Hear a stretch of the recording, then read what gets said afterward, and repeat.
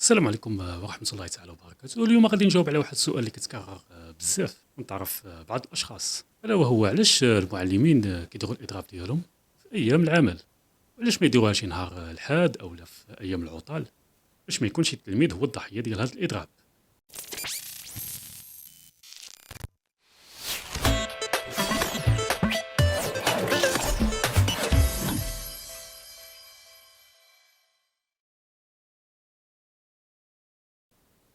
أولا باش يعرف الجامع راه الأستاذ أعدى حاجة عنده هي أنه يعمل الإضراب وما يمشيش للخدمة ديالو، لأن المكان الطبيعي ديال الأستاذ هو القسم بين وليداته وبنياته، وكيأدي الرسالة النبيلة ديالو اللي هي رسالة التعليم باش يبني أجيال المستقبل. وما كاينش شي حد كيخاف على داك التلامذ قد الأستاذ، والأساتذة كيكونوا مكرهين أنهم يغادروا حجرة الدرس، والأساتذة على العموم راه ما كيحملوش الإضرابات لأنهم محبين القسم ديالهم وكيعشقوا الدور التربوي اللي كيقوموا به.